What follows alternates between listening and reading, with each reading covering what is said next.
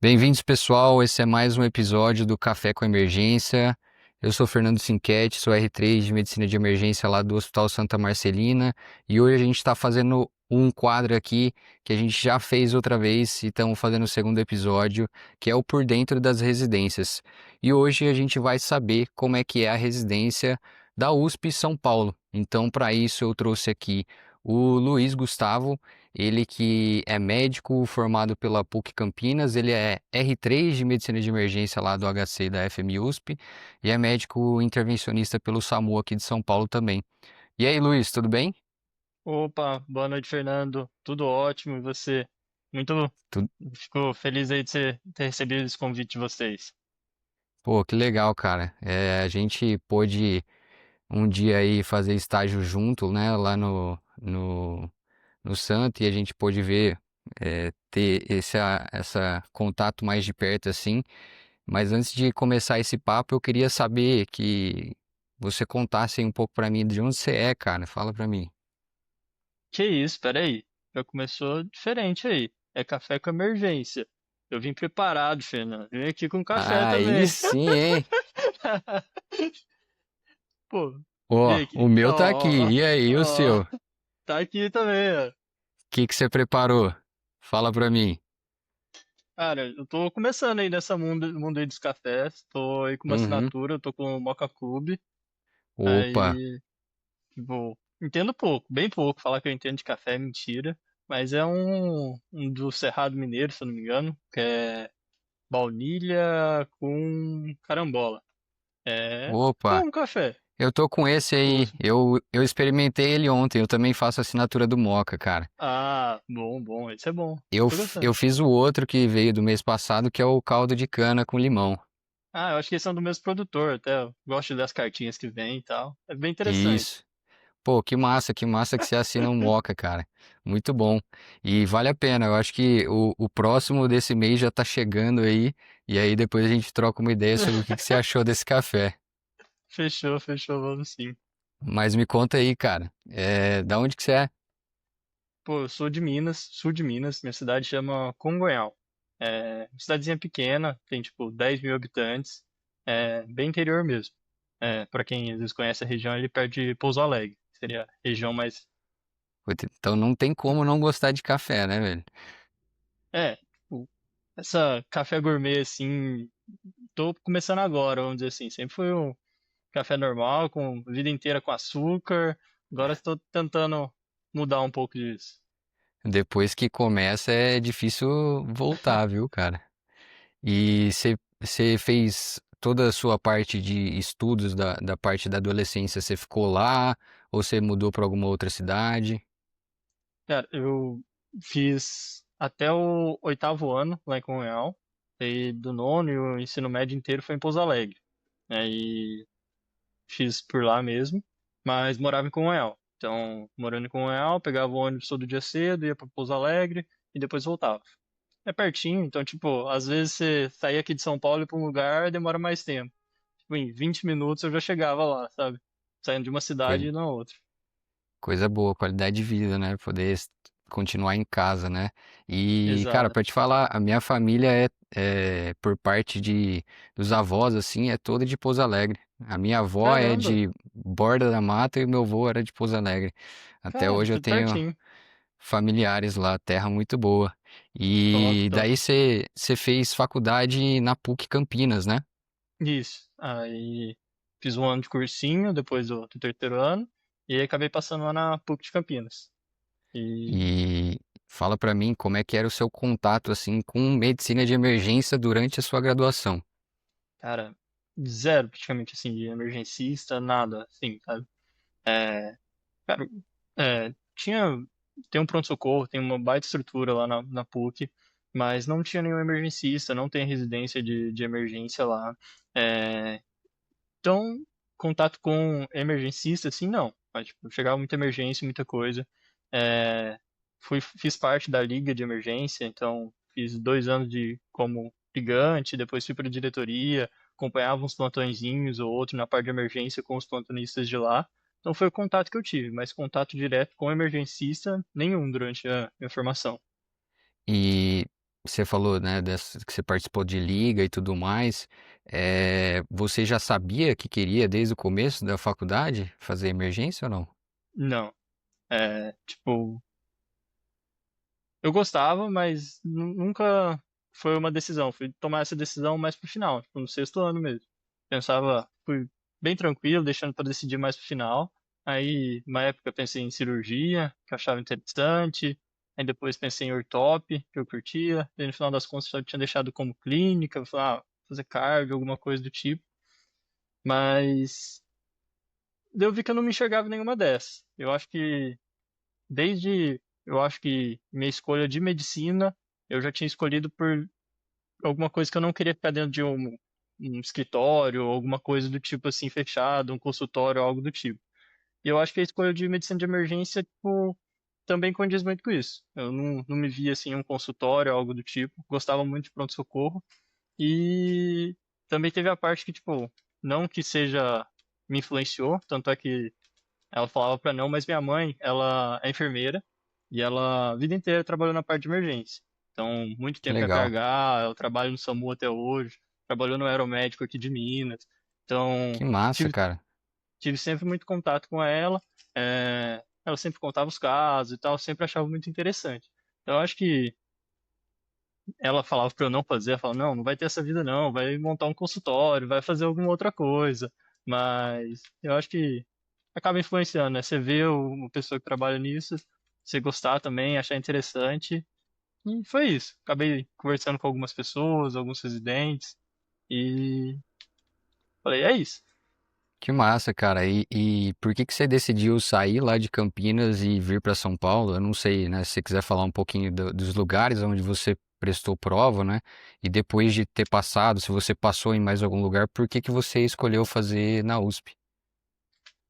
Cara, eu fui, tipo, pesquisando onde que tinha, onde que eu via que parecia que tinha uma estrutura legal, e fui prestando para vários lugares. Então, prestei lá em Campinas, prestei na Unicamp, aqui em São Paulo prestei aqui no HC, prestei o SUS, que aí pega Santa Marcelina no caso, aqui em São Paulo, prestei o HC de Ribeirão e prestei o Enare, que daí pega lá o FMG em Minas, caso fosse para lá. Então acho que eu acabei prestando bastante prova. É, acho que eu passei no HC, aí na Unicamp eu não passei, passei aí no SUS eu fiquei bem colocado, até seria uma opção santa, eu tinha pensado. E no Enare, no final das contas, acabei sendo chamado mais no final.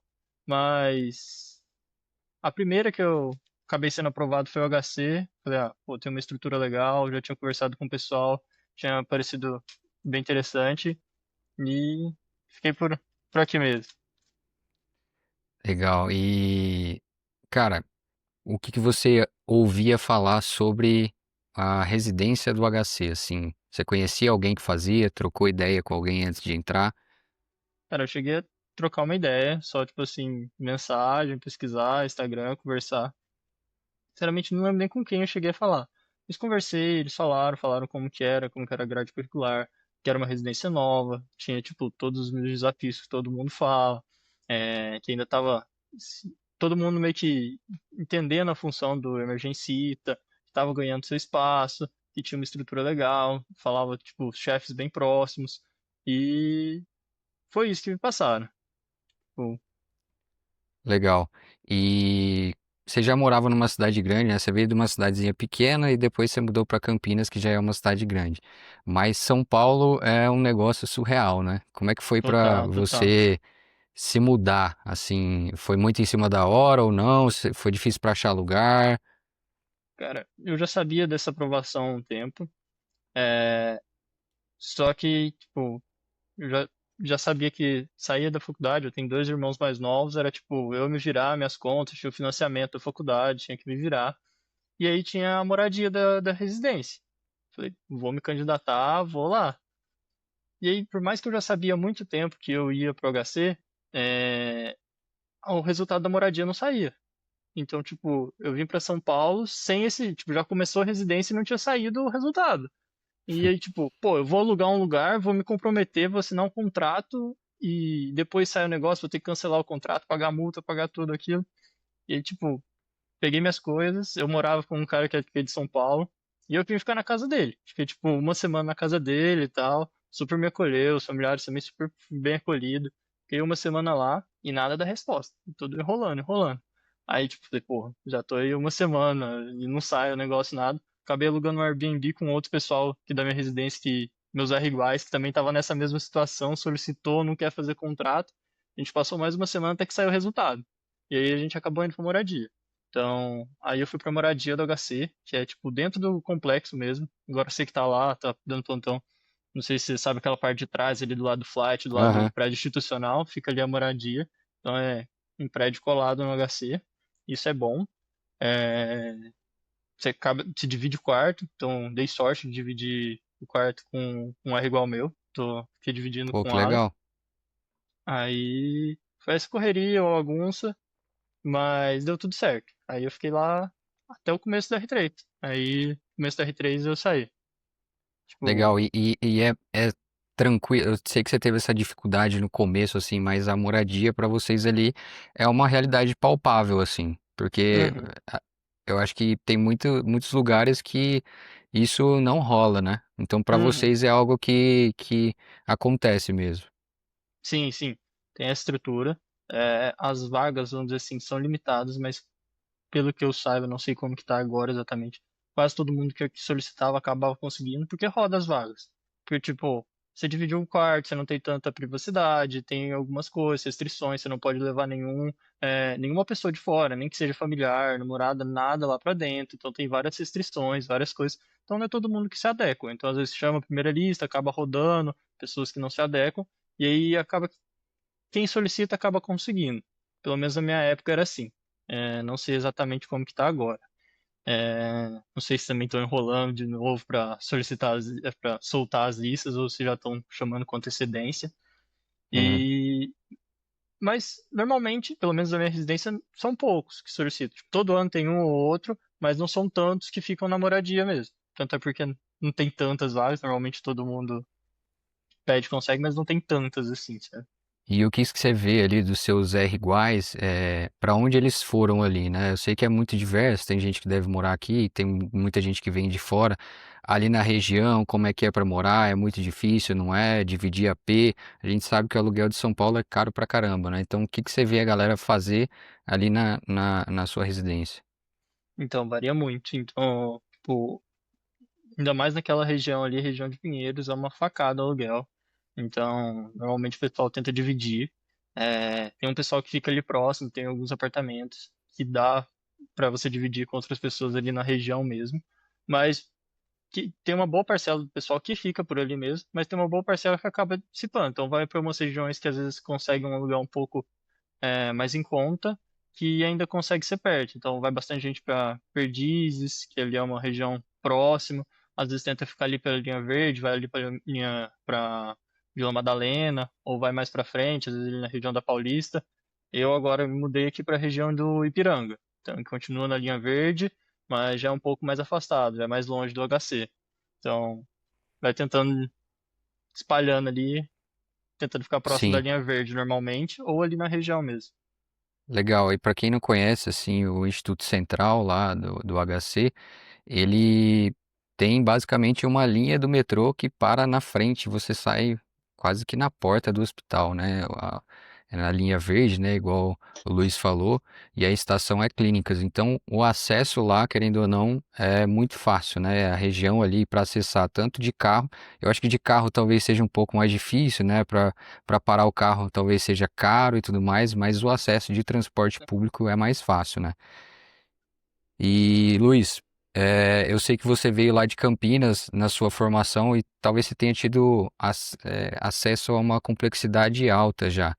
Mas qual foi sua impressão inicial quando você foi conhecer o complexo lá da USP, que é considerado o maior complexo hospitalar da América Latina? Assim, como é que foi para você? Era muito diferente da realidade que você teve contato na faculdade?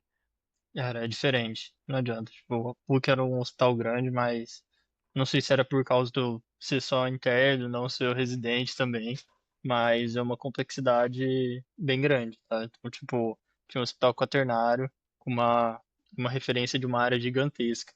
É um hospital referenciado, então não é todo mundo que consegue entrar aqui.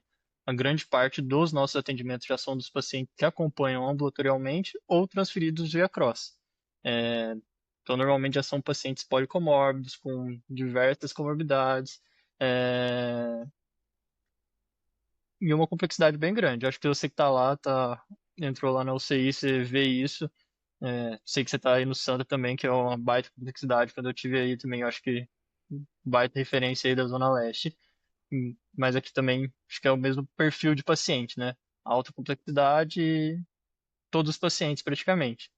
Difícil ser uma comorbidade aguda em um paciente rígido. Acontece, mas é a minoria dos casos. E a sua impressão inicial ali foi boa? Ou você falou, porra, que é isso, cara? Ficou meio perdido? Ou, cara, você pegou o desafio ali, vamos que vamos, como é que foi? Cara, você chega ali, você vê que o negócio é meio perdido. Quem não conhece é gigantesco aqui. Tipo, aqui é, é o complexo inteiro dividido em vários institutos. E cada instituto por si só já é um hospital gigantesco. Então, você chega no HC, é enorme, tem toda aquela estrutura, vários leitos. Só o central já tem tipo, em torno aí de uns 1.000 leitos. PS bem grande, tem várias estruturas. Então, você chega lá meio perdido, sem saber. Às vezes até hoje você fica meio perdido lá no HC, mas você vê que é um lugar gigantesco. Mas, tipo, começo você vai se acostumando, foi muito bem acolhido desde o começo, então foi indo.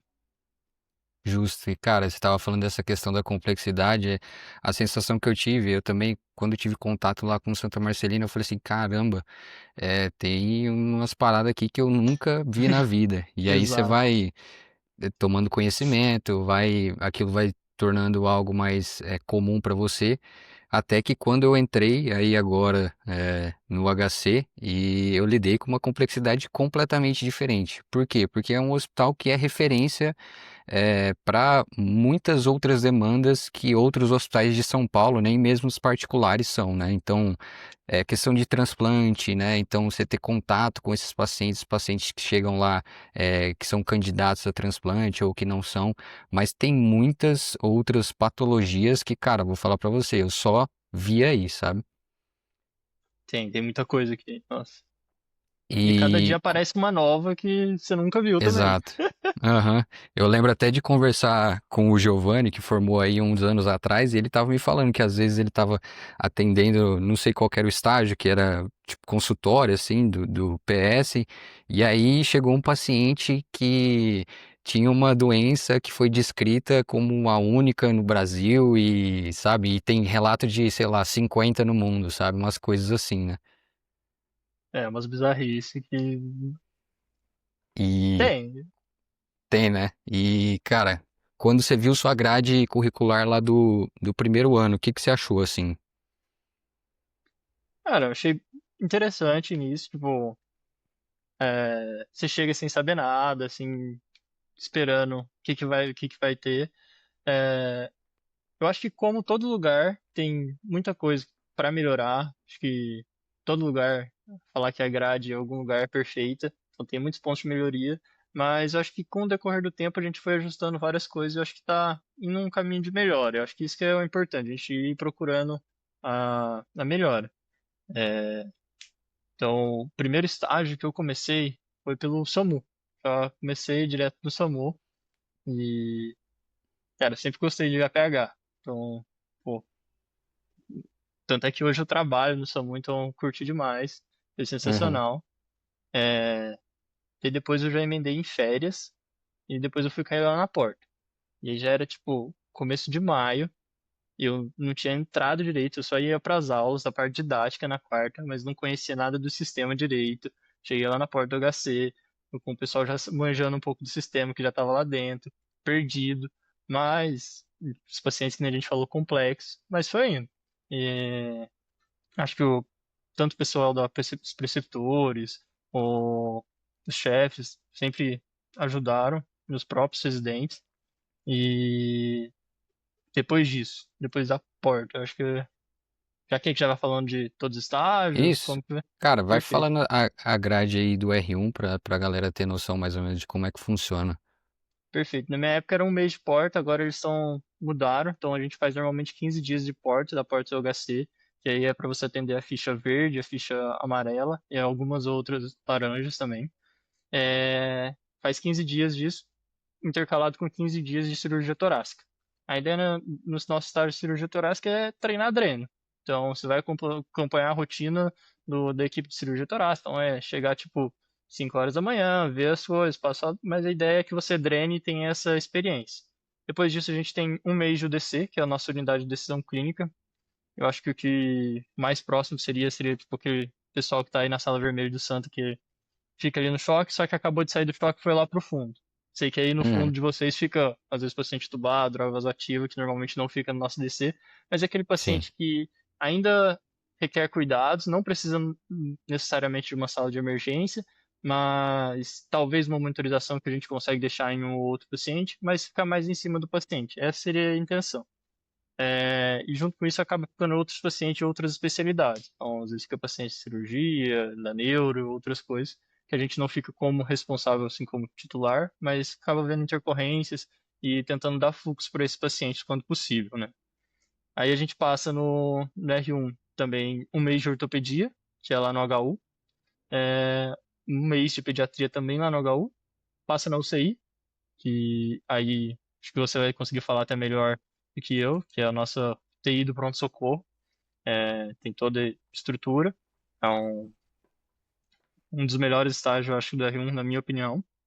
Depois a gente passa 15 dias de anestese, a ideia é pegar a mão de procedimento mesmo, mais 15 dias da porta da cirurgia, lá no PSC, então você faz parte dos atendimentos de trauma, quando dá, mas a ideia principalmente é para atender as portas. Então, não é para ver o paciente internado, então é ver quem está chegando, quais são as demandas e também ver um ou outro trauma. Então, depois a gente vai para as macas, fica um mês lá. As macas é como se fosse a enfermaria do pronto-socorro. Hum, tem esse nome, mas é uma enfermaria praticamente. Então, os pacientes que têm perfil de enfermaria vão ficar um tempo maior, tem alguma outra demanda, é, mas é gerenciado principalmente pelo pessoal da emergência ainda. Então, ainda tem um perfil mais de emergência, mas ainda assim é como se fosse uma enfermaria. A gente tem um mês de UTI lá no Leandro também, tem a UCI aí embaixo, que é o motivo de pronto-socorro, e é lá do Leandro, que também perfil de UTI, tem um perfil um pouco diferente daí da UCI, mas perfil de UTI mesmo. Um mês de ultrassom, que aí a gente fica tanto aí no pronto-socorro quanto lá no ICR, então fazer a parte de pediatria, então a gente fica um mês fazendo ultrassom, um mês de sala de emergência e um mês de férias. Essa é a nossa escala do R1. Legal. E para quem não sabe, o HU aí que ele falou é o Hospital Universitário da USP, tá? É um hospital que é em outro local, né? Pode falar um pouquinho mais pra gente, ô Luiz? Cara, ele é um hospital secundário. Ele fica aqui também na região oeste, fica ali próximo da região do Butantã. É, a gente não tem tanto contato com a parte de emergência lá. Normalmente a gente vai passar lá só na parte de ortopedia e pediatria. Então ali é para ser porta aberta dos dois, praticamente. Então, é, na verdade é porta fechada assim da pediatria, mas acaba entrando quase tudo, sabe? Então eles fazem uma triagenzinha, se eles acharem, acaba entrando. Tem uma triagem sim, mas não é que nem o ICR, que é bem mais fechado. Então, acaba havendo casos de mais baixa complexidade, tanto na parte da pediatria quanto da ortopedia. É, ainda assim, tem alguns pacientes com comorbidade, mas a ideia inicialmente é para ver paciente de mais baixa complexidade lá. Beleza. E no R1, cara, só pra eu entender, estágio mesmo de sala de emergência, assim, que você fica lá, qual que é? É só um mês em sala de emergência. É o Só um estágio da sala mês. de emergência. Beleza. Os E outros, durante o ano, vocês dão plantão lá? Noturno, alguma coisa esse final de semana? Como é que funciona? tá, então, dá sim, dá bastante Isso no plantão R1. noturno. Uhum, plantão noturno, fim de semana tem. O que acontece? A nossa residência não é, tipo, tem um horário fixo, então você não é, tipo, das 7 às 7 todo dia, de segunda a sexta. Grande parte da residência, desde o R1, já é formato de plantão. Então você já divide, já pega quais dias, quantas pessoas tem no estágio, quantas pessoas tem que ter por dia e já divide os plantões. Então você faz plantão tanto diurno quanto noturno, e fim de semana e divide com seus iguais com os outros Rs. É, SAMU é plantão, a porta é plantão, o tórax, aí sim é mais esquema de arista, que vai segunda, terça, quinta e sexta. A ODC é plantão, a ortop também é plantão, pediatria é plantão, CI é plantão, PSC é plantão, é quase tudo plantão. Eu acho que o Uhum. único que você vai é, lá meio que numa rotina seria o ultrassom e anestésio. O resto você vai em esquema de plantão, incluindo plantão na grande parte com plantão noturno, plantão de fim de semana, então tem bastante sim.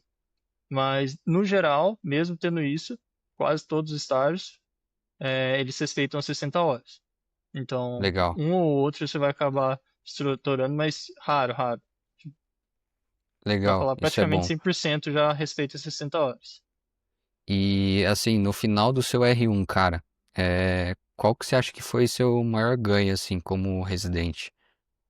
Cara, no final do R1, eu acho que, tipo, você fica assim, fiquei meio perdido, assim, acho que foi o momento que eu fiquei meio perdido na residência, sabe? Porque você olha, tipo, não é querer se comparar com os outros, mas você vai ver os residentes de outras especialidades, você vai ver eles já têm um conhecimento da sua especialidade, então você vai ver o Ortop, tipo, às vezes a gente rodava no PS do Ortop lá. Os caras já tocam PS sozinho, o R1, no final do R1 ele já tá tocando PS, já manja tudo, só uma outra coisa que ele vai discutir com o chefe.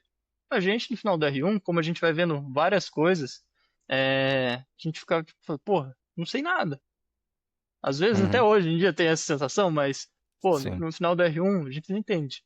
Tipo, até que eu tive uma aula assim que, tipo, virou minha chave. A gente de enxergar a emergência como uma especialidade não focal. E ver, tipo, a gente tem uma abrangência, vê tudo, um pouco de cada local, mas a gente não é especialista focal, a gente não vê só isso.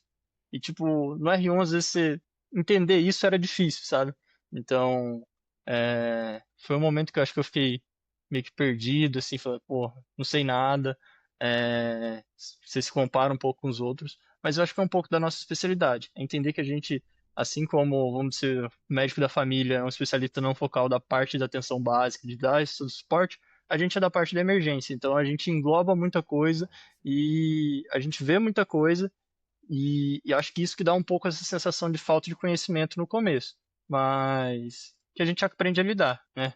É, Sim, acho que você já convive aí com o Daniel Forte, tipo, nadando nos mares da incerteza, uma das aulas que ele já deu pra gente, acho que é uma coisa que a gente entende e tenta aceitar na emergência no geral. que Então, legal. foi um momento que eu fiquei um pouco perdido, mas você vê que teve uma evolução. Do R1 para R2, tanto é que quando você vê o R1 chegando, você vê que você já consegue entender como que funcionam as coisas, consegue ter mais calma, é, você muda sua forma de atendimento, tem uma evolução grande, assim. Sim. E indo para R2 agora, conta um pouquinho dos estágios, como que são os estágios do R2. Tá. Então, do R2, a gente mantém mais um mês de UDC, que é a unidade de decisão clínica, que a gente vai ter nos 3 anos, né? Então, nesse mesmo lugar, passa R1, passa R2, passa R3. Lógico, vai tentando ter uma progressão das obrigações, o que cada um vai fazer, mas todo mundo se ajudando lá. Daí no R2 você tem 2 meses de sala de emergência, aí no HC mesmo. Você faz mais um mês de pediatria, que daí é dividido em 15 15. A gente passa 15 dias no Menino Jesus e 15 dias no Darcy Vargas. É, Tem um mês também agora no PSC, que é o nosso pronto-socorro de cirurgia. Aí a ideia é que não é mais fazer o atendimento de porta. Então a gente vai ficar com os pacientes que estão internados já pela equipe da cirurgia e fazer os atendimentos de trauma. Não só trauma, tipo pacientes que vão para a sala do trauma. Então às vezes mesmo que seja um paciente que não tenha sido um trauma, mas seja uma patologia cirúrgica, precisa de uma necessidade de sala de emergência, a gente faz parte desse atendimento. Então, bem legal você fazer parte, ver se o, o time de trauma, às vezes receber águia, faz toda essa parte. A gente faz um mês na GO, que a gente faz lá no Sapopemba, é um pouquinho distante, mas é interessante.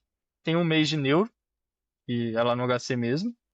Aí a gente faz 15 dias de otorrino, também no HC, e 15 dias de oftalmo no HC. Passa um mês no grau, que é o atendimento pré-hospitalar.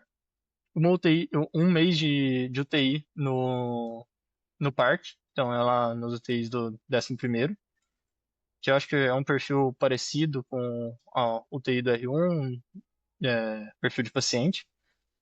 E tem um mês de eletivo. No meu caso foi quando eu conheci vocês, foi lá no Santa, foi no meu letivo lá no R2. E um mês de férias. Essa aqui é a grade do R2. E aí no R2 você já sentiu aí que teve um ganho muito grande aí da parte de conhecimento, da sua parte de manejo de sala ali, como lidar com os residentes? Qual que foi sua maior dificuldade assim? Cara, eu acho que falar que foi o você vê sim, você sente essa diferença. Falar que é um negócio tipo super exponencial, que você se sente sabendo tudo, não, mentira. Você vai vendo que você está evoluindo, que você vai melhorando pouquinho a pouquinho, mas você já se sente mais confiante, já começa. Foi quando eu comecei a trabalhar em pegar uns plantõezinhos por fora, em sala de emergências, às vezes com algum colega, alguma coisa do tipo. É, então você já começa a ter mais essa vivência, começa a ter mais experiência e se sentir mais confortável de estar naquele lugar. Saber que você tem pelo menos uma mínima noção do que está sendo feito, o que está fazendo e que é esse o caminho, sabe? É, foi mais para esse lado. Legal. E lá você rodou com a gente no Santa, né? Quais foram as principais diferenças que você viu assim de uma sala de emergência para outra? Cara, deixa eu começar pela organização, que, tipo, a estrutura, né? Que vocês são uma sala unificada, então, na mesma sala de emergência chega paciente clínico, chega trauma, a nossa é separada. Isso daí já começa por aí. Então, nossa sala de emergência, então, na teoria, são 6 leitos só que acaba normalmente ficando bem mais que isso, e acaba se apertando, vai dando seu jeito. Então, às vezes fica 12 ou mais pacientes. Então, você vê que não é só o perfil clínico de um lado, e quando a gente está rodando trauma, é só trauma. Então são separados essas questões. É, tem a questão, que eu acho que é uma diferença também. Vocês chegam, vocês têm tanto o pessoal da clínica, tem a da cirurgia e tem vocês. Então vocês começam o plantão, é lógico que tem o R3 que faz toda essa parte de organização, quem vai ser de alta, quem que não vai ser, mas quem está no fundo normalmente vai ser manejado pelo pessoal da clínica. Então vocês conseguem, de certa forma, tanto tirar o paciente ali da sala, daquela parte de choque ali das tendinhas, e quanto deixar sobre já designado uma outra equipe. Isso é uma coisa que às vezes não acontece na gente. Então a gente fica com o paciente na sala, fica às vezes com um bom tempo até sair uma vaga de UTI, às vezes o paciente que tem essa indicação saiu de lá e vai para uma UDC ou para as macas, ainda sobre os nossos cuidados, sobre os cuidados da equipe da emergência, sabe?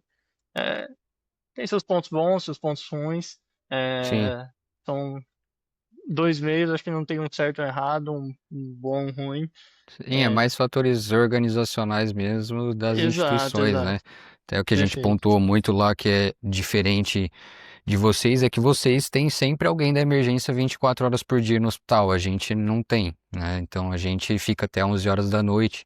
Então não tem como a gente deixar o paciente que vai para observação sobre nossos cuidados, Perfeito. até porque período da noite não vai ter como a gente cuidar desses pacientes.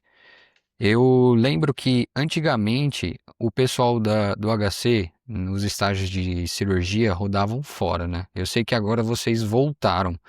Hoje em dia vocês rodam lá com o pessoal da cirurgia. Como é que tem sido isso? Você acha que foi um ganho bacana para a residência? Eu acho que foi um ganho, sim. Eu começou no final do meu R1, tanto é que o meu primeiro estágio de cirurgia não foi aí. A gente passava lá no M-Boi. Então, o meu no R1 foi lá no M-Boi. Foi, eu acho que lá para agosto, novembro do meu R1 que a gente começou a rodar com o pessoal da cirurgia. Tive algumas mudanças e eles começaram a aceitar a gente participar dessa parte de atendimento.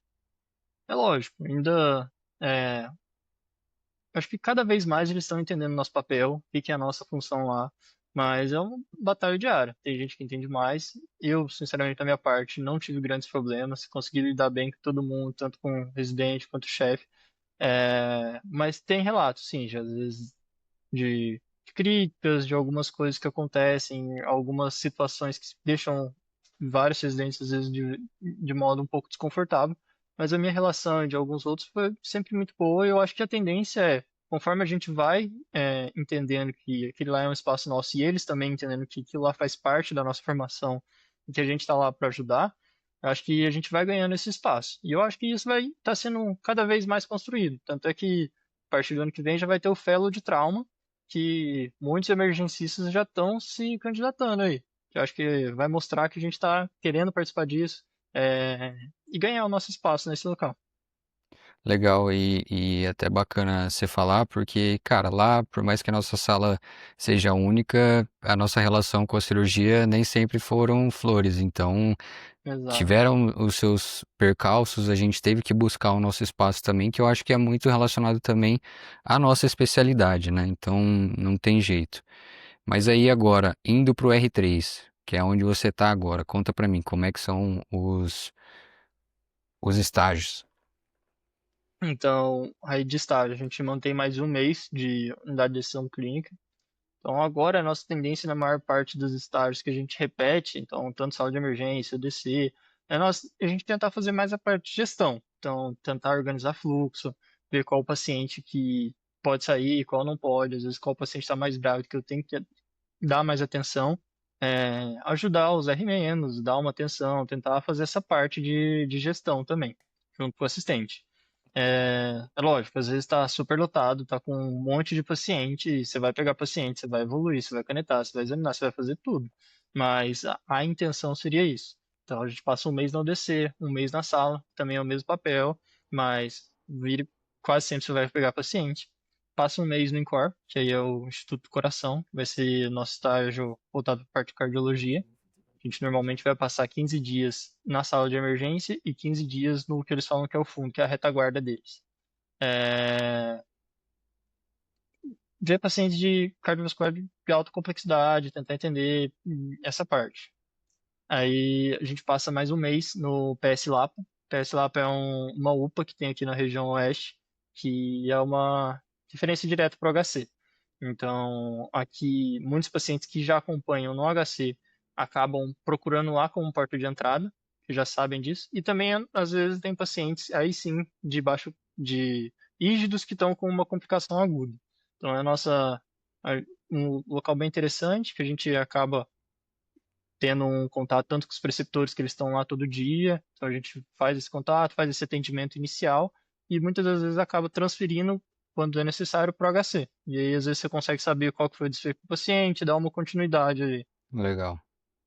A gente passa mais um mês no PSC e aí é mais ou menos o mesmo perfil do que no R2, então você vai ver mais pacientes que estão internados e o atendimento dos pacientes na sala de emergência, seja trauma ou alguma outra emergência cirúrgica. Passam mais um mês na pediatria, aí sim a gente vai lá pro SCUT, lá no Instituto da Criança, que aí vai pegar as crianças com diversas comorbidades ali, perfil também bem complexo de paciente. Daí depois a gente passa 15 dias na UTI do trauma, que um grande paciente é lógico, tem muitos pacientes que são traumas, mas tem muito pós-operatório, paciente que passou em várias cirurgias, ou às vezes só está fazendo uma monitorização em um paciente que possivelmente vai evoluir para alguma cirurgia. Passa 15 dias no CEATOC, assim como vocês, a ideia lá é você fazer parte dos atendimentos, atender via telefone, entender o que está acontecendo e dar as orientações. Passa mais um mês no ICESP, o ICESP seria o nosso Instituto do Câncer, então pacientes oncológicos no geral, bastante quadros complexos também e diversas emergências oncológicas. Esse é um que eu ainda não passei, ainda vou passar mês que vem. Passa um mês na gestão para a gente tentar entender um pouco como que funciona toda essa instituição, essa organização. A gente passa no HC mesmo. Antigamente a gente passava em locais particulares, a gente transicionou, está passando no HC. Então a gente vê uma complexidade, uma estrutura, uma organização bem diferente, mas é interessante para quem gosta dessa parte saber. Ainda mais lá que são diversos complexos, cada um fala a sua linguagem, tem seu sistema operacional, tudo meio que junto, mas separado, então é, várias coisas interessantes e coisas que estão tentando ser melhoradas. Uhum. Aí a gente passa 15 dias no eco, então a gente acompanha o pessoal que faz ecocardiograma, a gente faz alguns exames supervisionados, vai discutindo as imagens para a gente tentar melhorar nessa parte. Passa 15 dias na psiquiatria, que é lá no PS Lapa. Lá acaba sendo, não é o pronto-socorro que a gente fica mais com os pacientes internados, tenta ver, acompanhar a ITA. É um estágio que acaba sendo mais observacional. Eu acho que tudo que acaba saindo do pronto-socorro, que a gente fica com outras especialidades, sai um pouco do nosso controle. Então, tem várias coisas. E mais um mês de letivo. E depois férias e acabou. E o melhor estágio do R3, né, que é março, que é quando acaba, né? Esse, falam que é bom esse. Esse aí a gente tá esperando ansiosamente, né, Luiz? Cara, eu consegui reparar algumas coisas bem interessantes assim da grade curricular de vocês. Eu percebi que é uma grade que vocês passam majoritariamente dentro do próprio hospital, né? E eu acho que isso é muito bom porque você consegue ter contato com os seus supervisores, você consegue ter contato com os seus R+. Vocês rodam muito entre vocês, assim? Você R1, R2, R3, vocês sempre estão em contato entre vocês? Sim, a gente acha que tem bastante esse contato. É, se, em vários estágios a gente passa, a gente tem esse contato, você vê que tem muita gente no pronto-socorro, então você passou no pronto-socorro, você vai encontrar algum residente de emergência, você acaba tendo esse contato. É, mas falar que é sempre assim, não é. Tá? Então, é, acho que, tipo, diferente de vocês, que, né, tipo, eu tive essa impressão quando eu passei lá no Santa. Cara, eu conheci todos vocês. Tipo, poder, por mais que era quem tava lá de R2 era o Vitor, tava o Bruno, a Gi, tava o pessoal todo lá que tava mais na sala de emergência, mas, tipo, todo mundo tava passando lá, encontrava, almoçava junto, conheci todo mundo. E, tipo, acaba que por a gente ser muitos, tem, tipo, R igual ao meu, que eu, infelizmente, não tive a oportunidade durante a residência rodar junto. Lógico, a gente acaba encontrando, um tá num lugar, outro tá no outro, você roda bastante com R menos. Então, você acaba ficando bastante junto, mas falar que você tem contato com todo mundo, nem sempre, mas você quase sempre vai ter contato com um R igual, um R menos, só nos estágios que são fora, às vezes, então, especialidades, então se você vai para pad, normalmente você vai estar separado, menos o scoot, que a gente fica em dois. Então, vai para outros estágios fora, normalmente não, mas dentro ali do quarto andar, ali do PS, sempre vai ter um R igual, um R menos, nem que seja em outro setor, mas vai ter sim. Mas, tipo, por exemplo, sala de emergência, sempre vai ter três nossos, normalmente. Vai ter um R1, um R2, um R3. Às vezes, quando é noturno, fim de semana, às vezes ou até durante o dia, no fim de semana, não vai ter o R3, mas normalmente vai ter dois R2, dois R1 e um R2, se eu não me engano. É, então sempre vai ter bastante da gente, de vários Hum, setores. o Então você tem essa R3 ele interação. faz plantão noturno também ou não? Cara, é bem menos.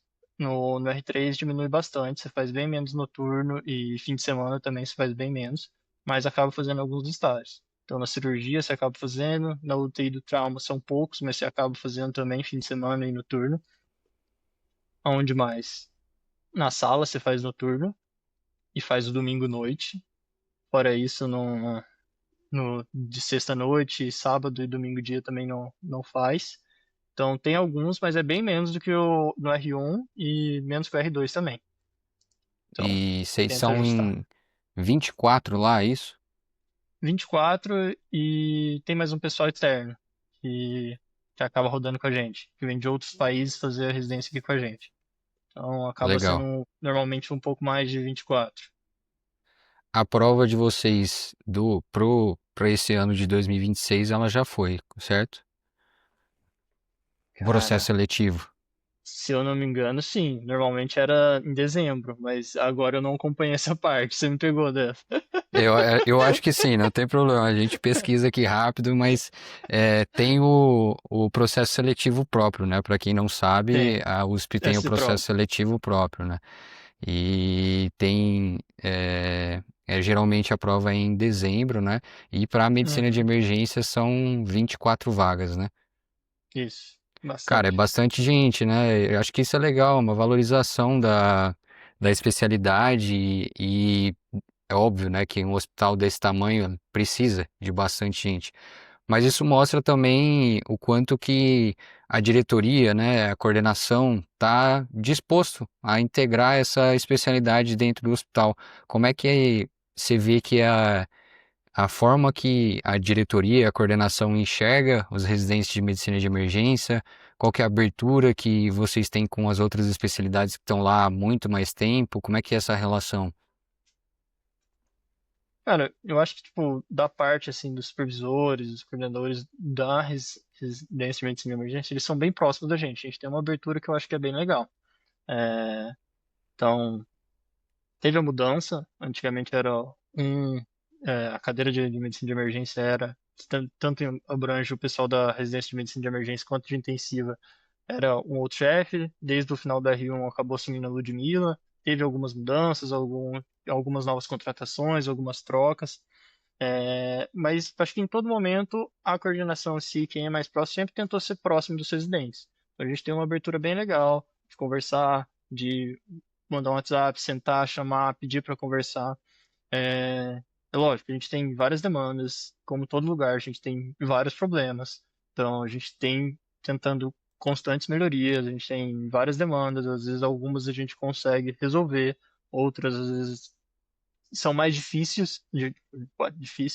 de fazer e são intervenções aos poucos tentando melhorar.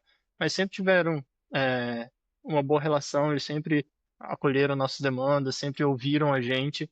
Eu acho que dessa parte a gente tem uma relação bem legal. Boa, e quem que é o supervisor da residência? Então, quem seria a responsável master, assim, vamos dizer, seria a Ludmilla, e quem ficaria mais próximo do supervisor seria o Hélio Pena. Legal. E antigamente era o Marquini, acabou que ele saiu e entrou o Hélio. Pessoa sensacional também, é nosso coordenador. Junto com isso, tem outras pessoas que estão fazendo parte disso. Então, Karina, que está afastada por causa que teve os bebês e que deve estar voltando esse ano. Tem o Vitor, que faz parte da coordenação. O Bruno, se eu não me engano, que faz parte da coordenação da UDC, ainda faz algumas outras coisas.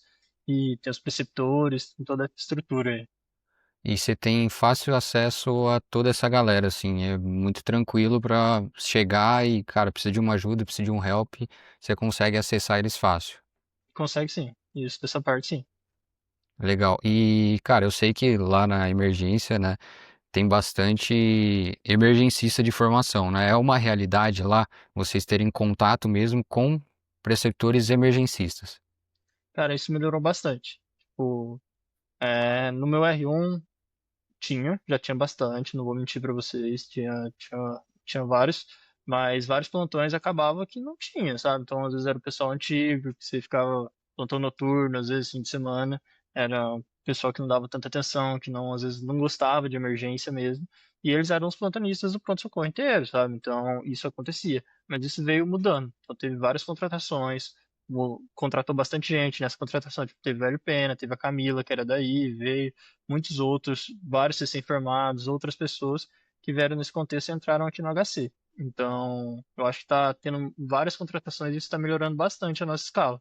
Então, hoje, eu acho que a grande maioria dos plantões vai ter um emergencista no pronto-socorro. Então, tanto para sala de emergência, UDC, nas macas, às vezes, eu não lembro se agora o CI agora já está sendo 100% escala separada ou ainda está sendo a escala do PS, mas pelo menos um emergencista eu acho que está tendo quase todos os plantões. Vira e mexe, vai acontecer de às vezes calhar de ter um sem nenhum emergencista? Vai. Mas eu acho que isso daí tá aumentando bastante, a nossa escala tá aumentando. Tá tentando deixar dois assistentes, por exemplo, na sala de emergência. Então, pelo menos na parte da manhã, ter duas pessoas responsáveis só pela sala de emergência para ter mais discussão, tentar melhorar esse atendimento. Então, eu acho que aumentou muito essa quantidade de emergencistas lá e esse contato da gente com eles. Legal. E agora perguntando sobre outra questão, mas que a galera gosta de saber. Procedimento, como é que é? Vocês acham que Vocês saem bem formados, é o suficiente, às vezes por ser um hospital de alta complexidade, né? A gente sabe que a realidade muitas vezes é de algum outro especialista fazer os procedimentos e às vezes acaba não sobrando. Como é que é a sua impressão sobre isso? Cara, eu acho que a gente sai bem informado, sim, dessa parte de questão de saber fazer procedimentos, saber indicar, ter essa parte, sim. Falar que você, que nem outras residências, que você vai ter 1 milhão de tubos, vai ter vários centrais. Central no geral vai ter, PAI também tem. Mas não tem assim tanto procedimento. Mas eu acho que tem. Eu acho que a gente sai bem informado dessa parte. Então, lá por ser um hospital referenciado, então a maior parte vem de outros serviços, acabam sendo pacientes que já foram invadidos. Então, o paciente já chega entubado, muitas vezes já com acesso, já está com uma drogas ativa. Então, é um paciente que muitas vezes não vai ter tanta invasão. Mas chega sim, pacientes principalmente vindo do ambulatório, vêm direto para a gente acaba invadindo. Então, tem sim uma quantidade de procedimentos. Não vou falar que é gigantesca, mas todo mundo faz. Então, tenho total confiança. Fiz bastante TUF, fiz central, PAI, várias coisas. Drenar, a gente drena. Falar que a gente drena muito na nossa sala? Não drena tanto. A gente tem a cirurgia que está ali do lado, a gente acaba fazendo uns drenos, mas acaba ficando mais para eles. Procedimentos como coleta de líquido, a gente coleta mais quando a gente está no estágio da neuro, mas fica sendo mais da especialidade. Child acaba ficando mais pro pessoal da nef. Então, tem muitas coisas que acabam sendo para as especialidades? São. Mas eu acho que eu saindo agora do meu R3, tenho, tipo, a falar que eu sou expert. Acho que ninguém vai sair da residência falando que você é 100%, mas acho que eu tenho confiança se for necessário fazer um procedimento, tá? Então, outros procedimentos, que nem pericardiocentese, marca-passo, a gente faz também, mas como em qualquer lugar, em menor quantidade e com indicação. Então, se a gente tem paciente tem indicação de uma pericardiocentese, a gente vai, mas está estável, às vezes vai lá para o INCOR fazer uma janela pericárdica, às vezes está mais estável, a gente consegue passar um marca-passo numa condição mais tranquila, mas sempre que necessário a gente faz. Legal. Então, eu acho que a gente sai E bem informado dessa sim. parte. E, cara, agora assim, quais que vocês, qual que você acha que seriam os maiores desafios ou pontos de melhoria aí? Pode ser a sua impressão pessoal mesmo como residente. O que que você acha aí que, pô, acho que se melhorasse isso daqui ou essa outra questão aqui, acho que ficaria bacana. Ou o que que vocês já planejam, né? O que que vocês discutem entre vocês e que pode se tornar uma realidade em breve, assim.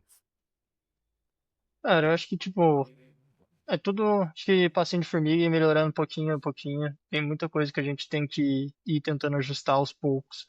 É, a ideia, eu acho que conforme a gente vai entendendo nossa função e as outras especialidades vai entendendo nossa função, eu acho que isso vai melhorar. Então, eu acho que a parte também de saber nos estágios, acho que tentar organizar o que que seria a nossa função, algumas coisinhas, alguns detalhes, o que que a gente tem que ser feito, o que que tem que não faz parte disso. Acho que poderia melhorar, mas tem muita coisinha. Eu acho que falar alguma coisa específica, não vejo alguma coisa específica. É ajustar isso, algumas coisinhas ajustar na parte didática, a gente acabei não falando, mas eu acho que já melhorou muito também. Então, não sei te dizer uma coisa específica assim, mas Tá. tá indo aos poucos, eu acho. A gente falou muito sobre os estágios, a grade curricular, né? E eu sei que vocês também têm atividade teórica e prática, né? Conta um pouquinho pra Uhum. gente aí como é que funciona. Então, toda quarta a gente tem a parte didática. A ideia é que seja todo mundo liberado.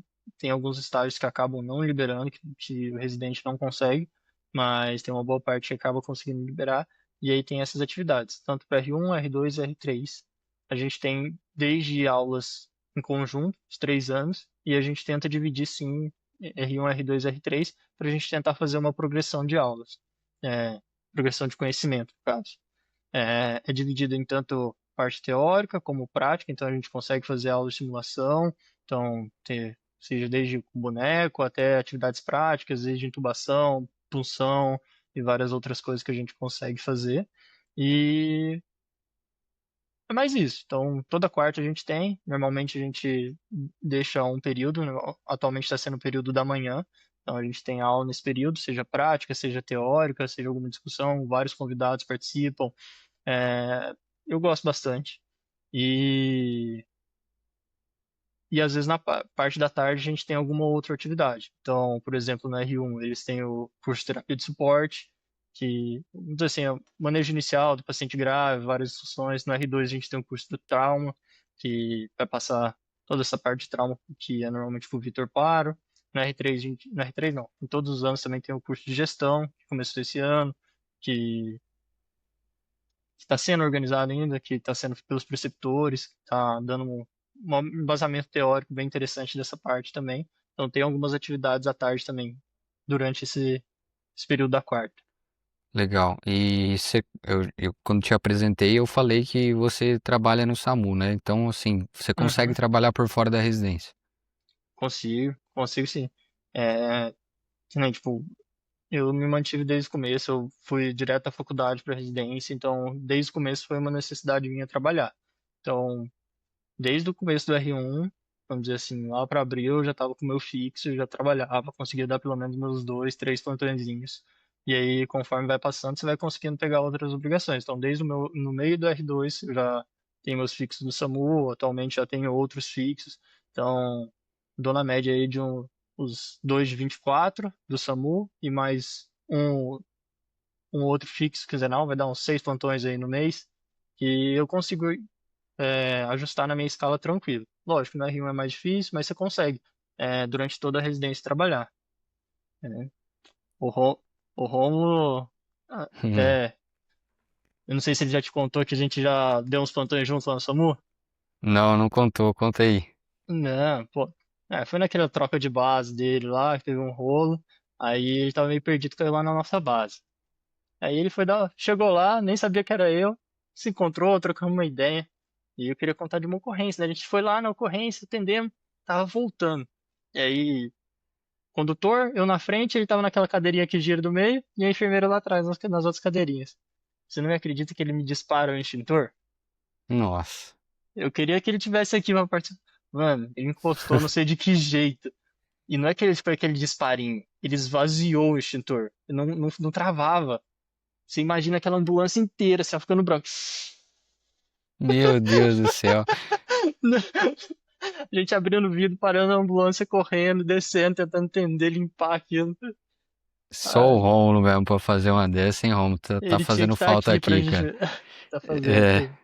Boa demais. legal. Mas é sempre da hora trabalhar com mais um emergencista, ter alguém aí junto com você. Sempre bom. Massa. E, cara, uma das últimas perguntas aí, o que que você viu de evolução desde que você entrou na residência até agora, que tá faltando quase menos de 2 meses para você realmente se tornar emergencista? Cara, é uma mudança total, né? Tipo, que nem eu falei, fui recém-formado, entrei na residência. Então, o que eu entrei para agora é outra totalmente diferente, né? Então, acho que evolui muito e começa a entender, já ter esse conhecimento, já saber ter essa confiança de fazer um atendimento inicial, estabilizar o paciente, saber o que que ele precisa, o que que eu preciso fazer nesse momento, conseguir determinar prioridades. Acho que mudou muito. Não consigo nem caracterizar tão bem, mas mudou muita coisa. É lógico. É, né, a gente sai da residência com aquela sensação, nossa, ainda tem muita coisa que eu preciso aprender. Então, falar que sei muita coisa? Não, mas, tipo, já sinto uma certa confiança de saber o que que o paciente provavelmente vai precisar naquele momento, dar uma estabilizada e pesquisando, procurar por ajuda e sempre se aperfeiçoando. Legal. Ó, pra gente fechar então, só pra passar pra galera, eu peguei aqui o cronograma da prova de residência de vocês. Boa. É uma prova que foi aplicada aí pela FUVEST, tá? Na verdade, o Uhum. processo seletivo ainda está acontecendo. Então, a primeira prova, né, que foi a prova objetiva, ela foi no dia 7 de dezembro de 2025. E aí agora vai ter a segunda fase, né, que é a avaliação curricular, tá?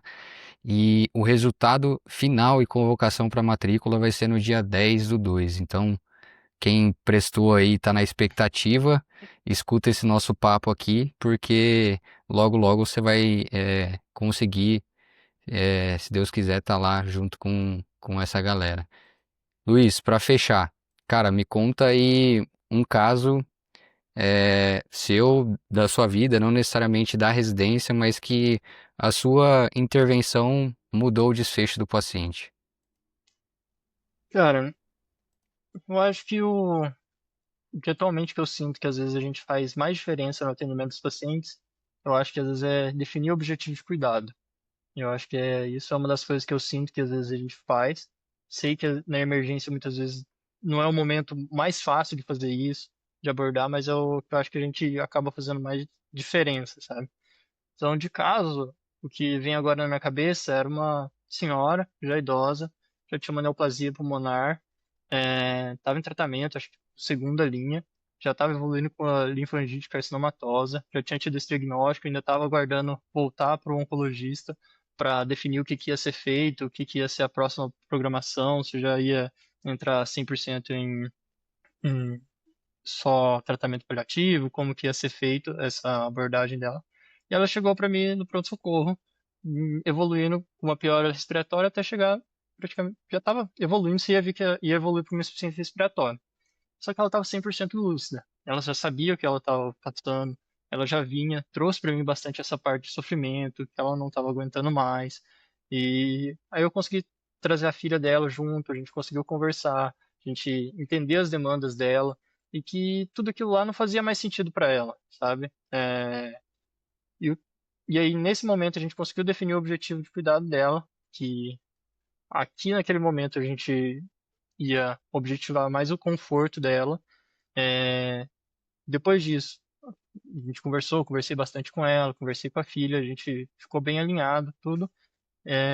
Acabou o meu plantão, depois eu fiquei sabendo que 2 dias depois ela veio a falecer, mas foi tudo muito bem alinhado com ela, com a paciente era o que ela queria, era o que a familiar queria, e ficaram super gratos, e eu acho que atualmente é o que eu sinto que às vezes a gente faz mais diferença, sabe? A gente conseguir conversar com o paciente, com o familiar, e definir, porque, tipo, o atendimento, a parte teórica, eu acho que é importante, com certeza, a gente faz diferença, sim, mas isso é uma coisa que é um diferencial, eu acho também.